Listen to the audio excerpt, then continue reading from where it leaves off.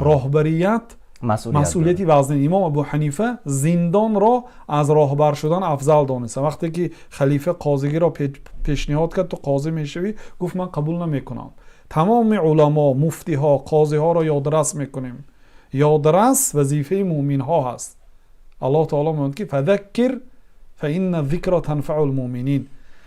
خاطر رسان کنید، خاطر رسانی برای مومن ها فایده رسانه. کسی که علم داره، کسی که مسئولیت دارد، از الله تعالی بیترسد. برای دو روزه مال دنیا، برای منصب دنیا آخرت خود را نفروشید. بنابراین ما ابو حنیفه که دعوا دارد که پیشوای ما بودند، قاضیگی را قبول نکردند.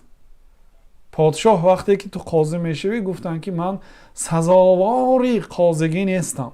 پادشاه که دروغ گفتی، تو سزاوار هستی. امام ابو حنیفه گفتن که با شهادت خود شما من سزاواری قاضیگی نیستم. گفتن برای چی؟ برای اینکه پادشاه گفت که تو دروغ گفتی. دروغگوی باید قاضی نشود. گفتن برای زندان کنید.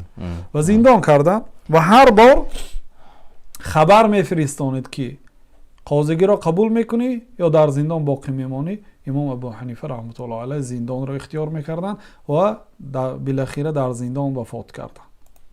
لیکن وظیفه را به ذمه نگرفتن. شیخ الاسلام رحمت الله علیه میگه که المنصب والولایات لا يجعل من ليس عالما مجتهدا عالما مجتهدا.